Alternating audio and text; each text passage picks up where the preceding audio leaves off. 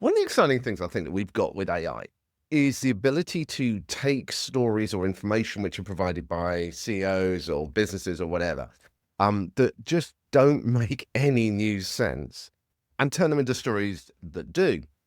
And I was scrolling through PR Newswire this morning, as I sometimes do. Bit of a weird life I lead, okay, admit. And I came across this story where at first I was like, I have no idea what they're talking about, but it feels like there's actually a really good story in here. And I think, as a journalist, this used to happen so much. People would pitch all this blooming information and you had no idea what the actual angle was. GPT obviously can help us find these stories. And I just thought I would give this a go. Right. So here's the story for starters, okay? So just see if you can actually stay awake as I read this. 10 times genomics unveil innovative roadmap at AGBT general meeting. Are you still with me? Advanced leadership in large-scale single-cell and spatial analysis. Oh, yeah. No idea either. But it still struck a chord, and I was having a look through it, and I thought there's something in here because they're talking about making a map of your health, and potentially that could mean that they could diagnose diseases better and stuff like that. So I thought, right, okay, well, I'm going to paste this into GPT, and I said to it, basically, what the heck is going on? And then I said, okay, so what if you were trying to write for a women's magazine about this story, a coffee table article? What actually should I write? If I am this company and I'm trying to get my story in a women's magazine, then what should I be writing about? And it started to come up with the fact that this could be the future of women's health. This technology would allow you to make a map of the human condition of diseases to an unbelievable level of detail, and therefore be able to work out what is wrong with you far more effectively in the future. Now, there's the story. But then let's say we want to do it for something completely different. Let's say that now we're not just targeting a generic area, we're targeting a specific journalist at a specific publication. So then what I thought I'd do is I would just pick an outlet. So let's just go for the Daily Mail. They have their own particularly unique style. And let's see if we've got anyone that's actually got a byline in here. Megan Aid speaks out. And we've got a byline here. So from Eleanor Dye, who's the journalist who's been writing it. So what I then do is copy this story, something to do with Harry and Meghan. So I'm just going to literally copy that story. And then I'm going to paste it in here. And I'm going to say, okay, I want you to write a version of this story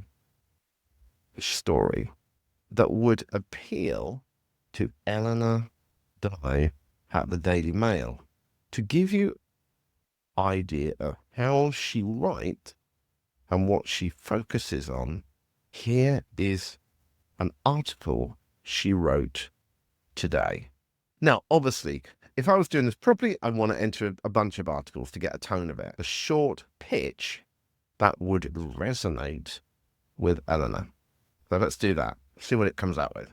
Could this new tech end the misdiagnosis epidemic for women? Notice the tonality there, right? So the misdiagnosis epidemic, so crisis, disaster. Women have long been dismissed, misdiagnosed, or forced to wait for answers about their health. This is a brilliant top line. If you consider where we started here, or this is a brilliant top line for the publication effect. If you consider about where we started with that press release, that's a business announcement press release. And now we're getting into this. So women have long been dismissed, misdiagnosed, or forced to wait for years for answers about their health, especially with conditions like these ones. But now cutting-edge technology developed by a pioneering biotech firm could change medicine forever. It's all these big words that particular journalist is using. A game changer for everything. Now, it's actually a bit brief here. I think it needs more information within that pitch. But you get the tonality, and this is what I think is interesting. So let's try a completely different style of article. Then I've gone to the BBC News, okay? And I'm going to say, okay, well, let's look for something completely different about football statistics to pitch the story to the BBC, but to a sports journalist. So here we go again, right? It's coming up with the science of the perfect athlete. Could this tech unlock the next generation of superstars? So it's doing what you used to do in the past about bridging stories across. We often think of sports performance as a mix of raw talent, training, and tactics. But what if biology is the next frontier in elite performance?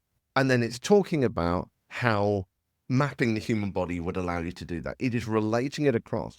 Let me just ask you, um, what would you say are the key things that these two different journalists differ on? What needs to change in the pitch? Yeah, so here, this is it again. They're writing in very different ways with different priorities and angles.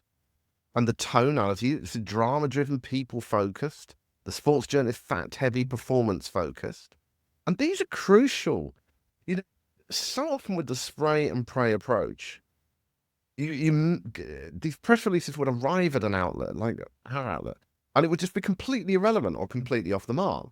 But with the power of AI, it's got that potential to to take your big story and to rewrite it into the different outlets that you're targeting, so that it is targeted at them, what they're actually genuinely interested. I still get a lot of people that are obviously spending a few minutes sending a pitch, and they put at the top line, loved your podcast, love that episode. And then you get the generic pitch clearly pasted in underneath.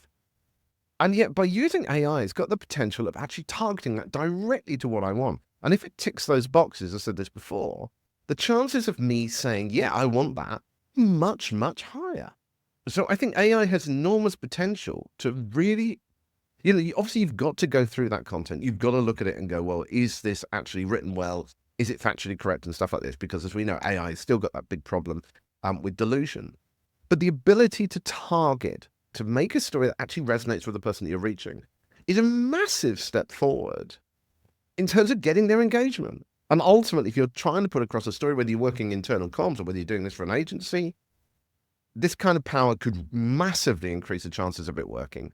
If someone had sent me that PR Newswire press release, I wouldn't have known what to do, and I wouldn't have spent the time reading it. But if someone had sent me a targeted pitch that said exactly what was going on in the way I need it, of course I'm going to be more likely to use it. So that's definitely a powerful use of AI. How are you using it? I'd love to know.